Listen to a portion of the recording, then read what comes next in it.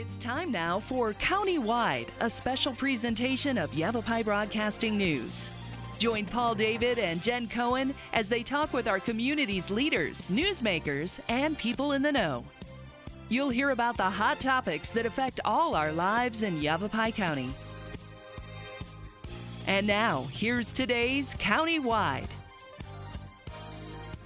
Hello and welcome to Countywide. Thank you so much for joining us. We're joining you and you're joining us this morning. I'm Jen Cohen. We're here with JD Maddy from Astronomers of Verde Valley.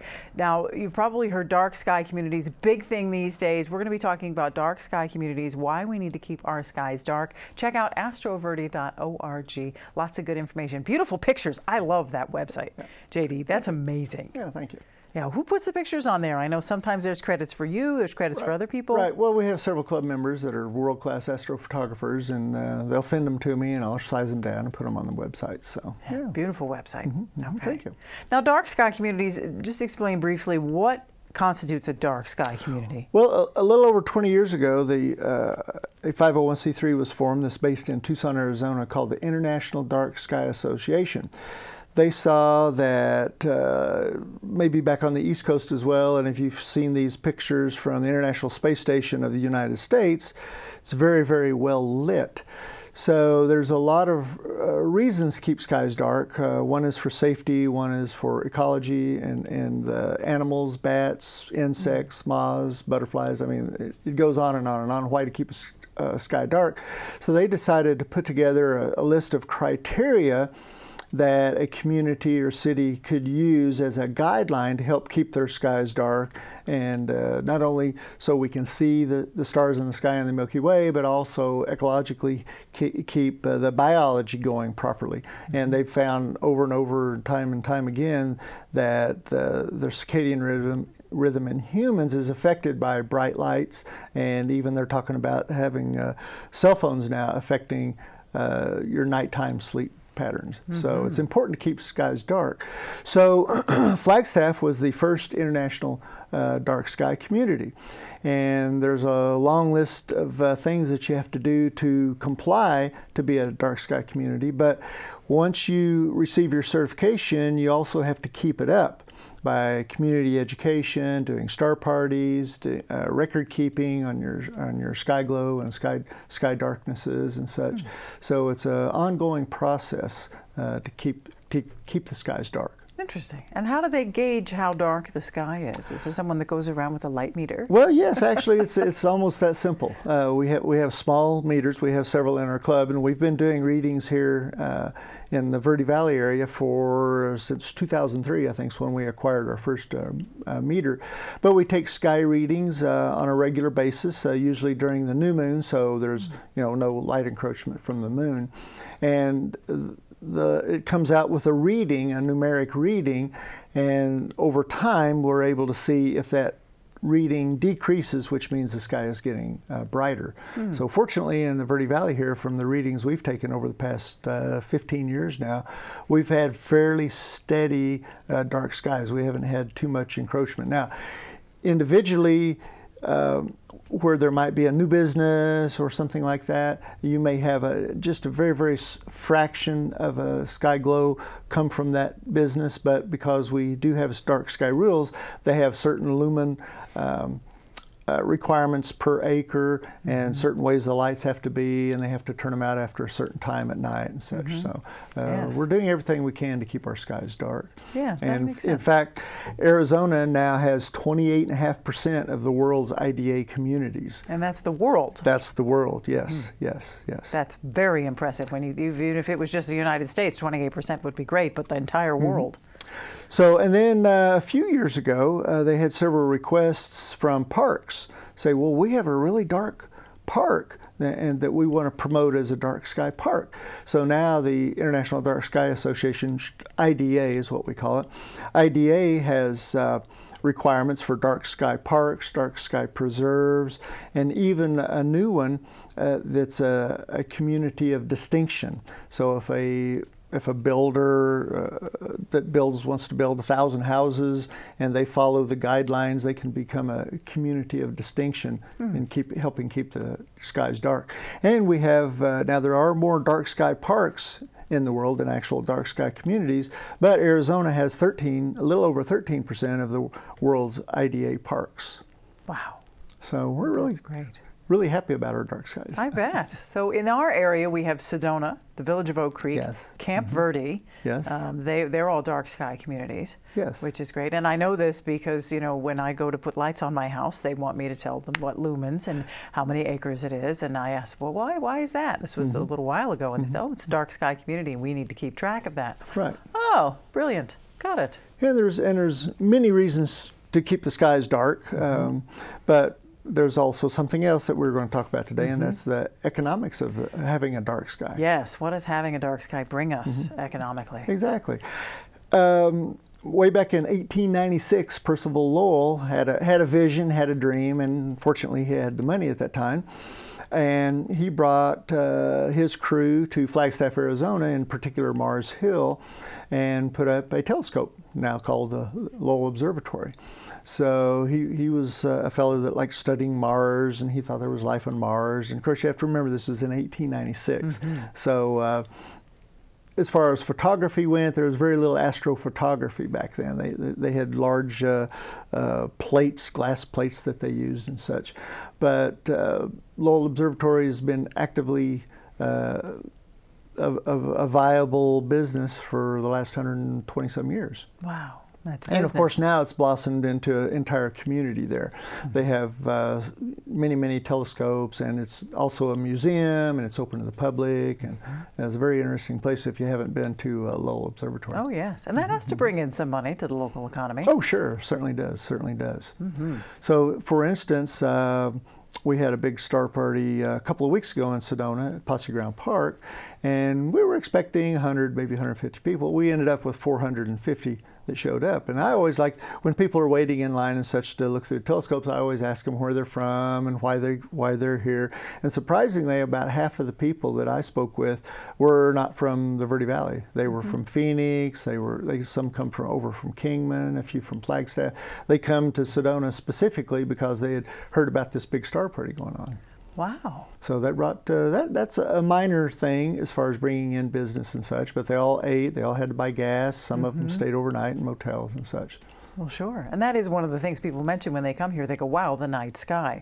So people are coming here specifically for our night sky. Exactly. And for all the different observatories we have and all the work that the universities are doing in that area as well. I mean, it's really, it's hard to put a dollar figure on it, I know, through reporting and stuff, but you can see the impact that it's making, even just on a business level. If you take the tourism out of it, the business level, there's we have a lot of tourists come over from LA, San Diego, San Francisco and such, and they just really marvel at our dark skies, because if they've lived there all their lives, they've not seen the stars that we have here.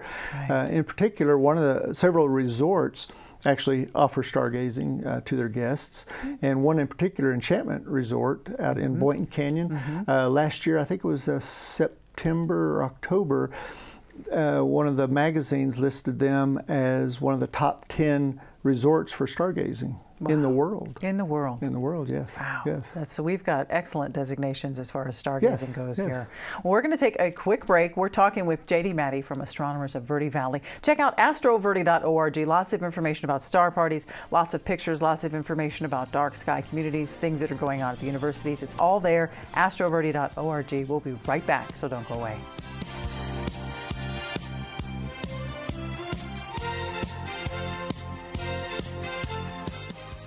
It appears these hot ashes are about to be dumped, which could possibly start a wildfire.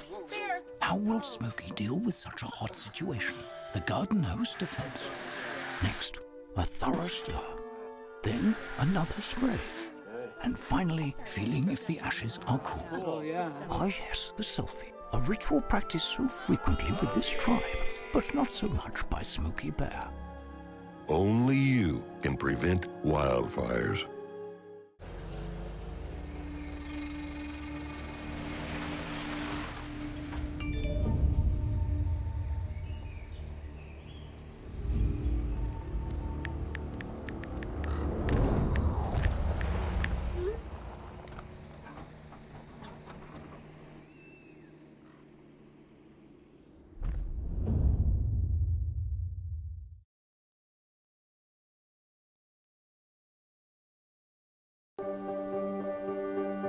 Being prepared is a part of who you are. But it's especially important in the case of a disaster. Be informed about possible emergencies in your area. Make a plan that covers where you go in an emergency. Build a kit with the things you need to survive. There's no one more capable of planning for your situation than you. Start your plan today. Go to ready.gov/myplan.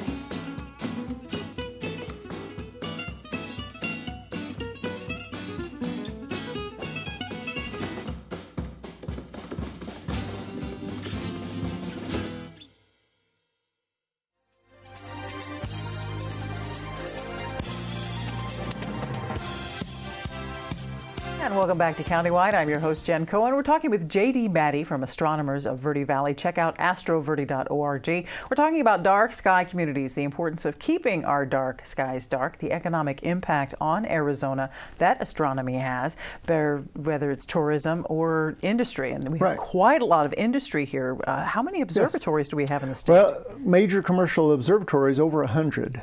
And this is like Lowell Observatory, Anderson Mesa.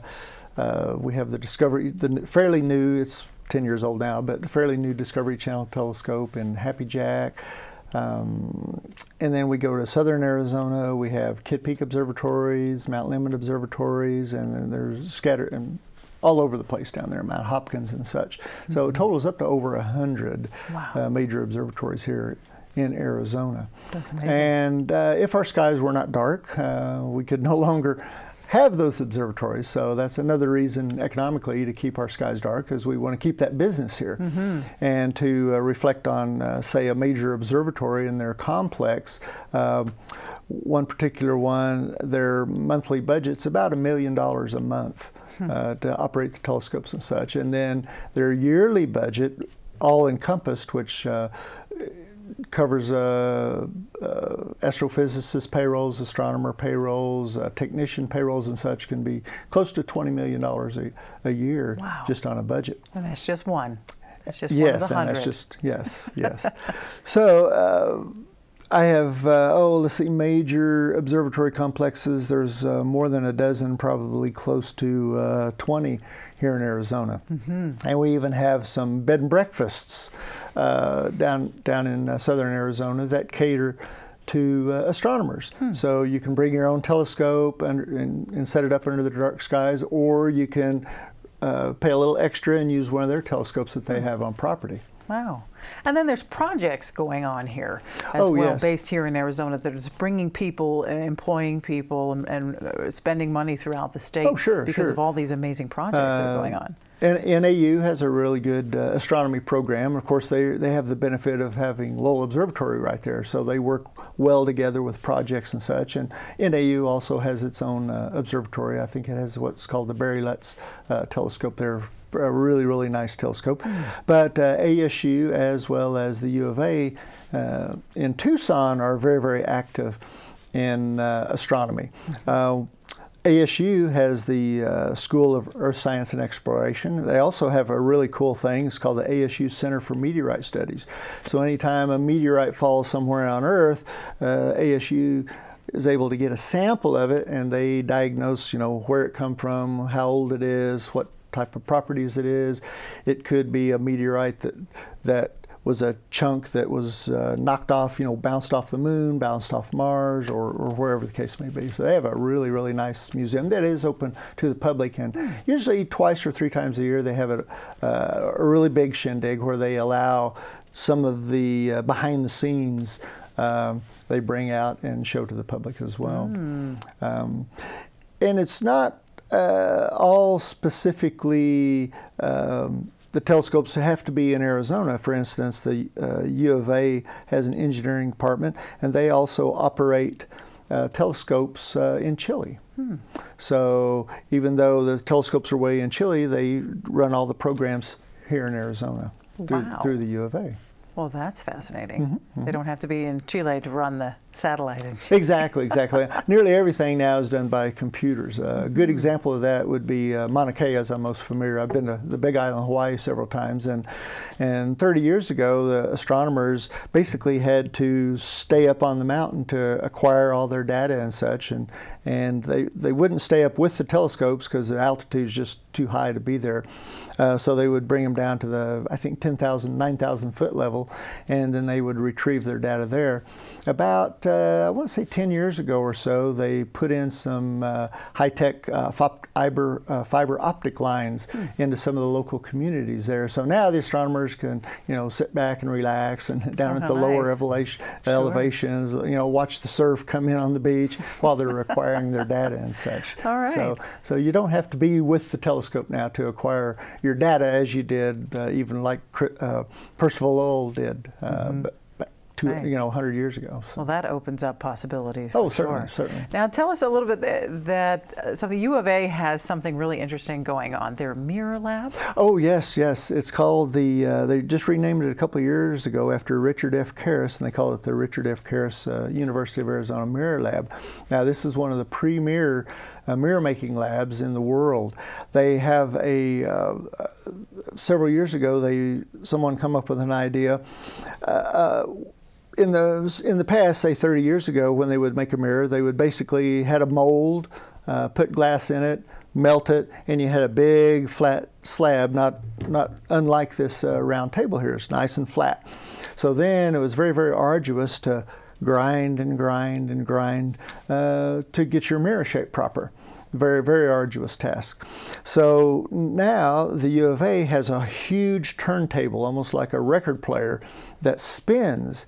So as this glass warms up, melts, and spins, it naturally goes thicker on the edges and has a bowl shape, which is necessary to have a mirror. So it takes much less time now for finishing the mirror once it's cut into shape. Oh, that's neat. One of the neat things, I think, is that this lab is underneath the football field. Yes, yes. Under the football field while they're doing this. And then tell me, how much does one of those mirrors cost?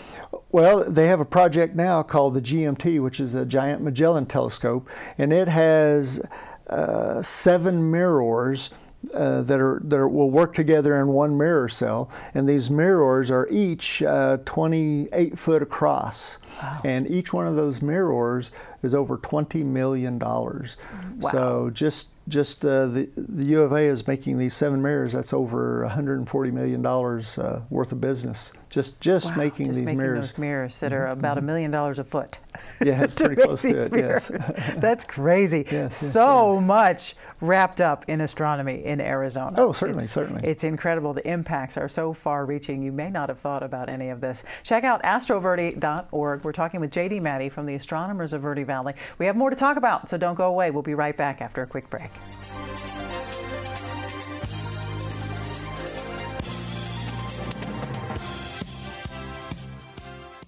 This is Bruce Morrow, Transportation Manager for Cottonwood Area Transit. Remember, we cover the entire Verde Valley and Sedona. Cottonwood Area Transit has you covered wherever you want to ride in the Verde Valley, all day, every day. Take Cottonwood Area Transit through Clarkdale, Verde Village, and from 26 locations in Cottonwood. With Verde Links, it's a quick and easy trip to Sedona every day. Don't forget our connectors to Camp Verde. Visit cottonwoodaz.gov for Cottonwood Area Transit and take a seat. Let's go ride.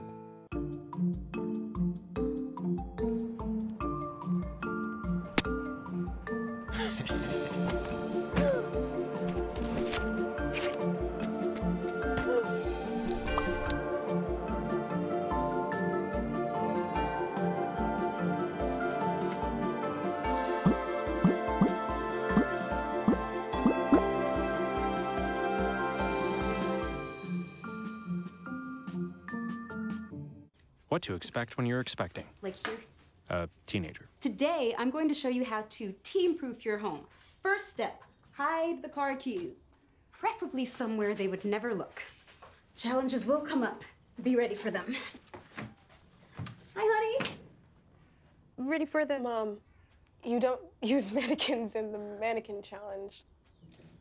You don't have to know it all to be a perfect parent. Thousands of teens in foster care will love you just the same.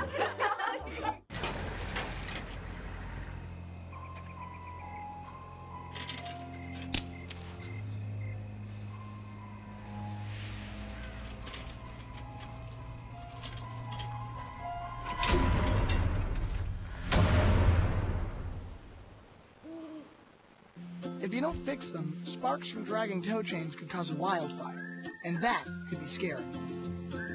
Ah, Smokey! Only you can prevent wildfires.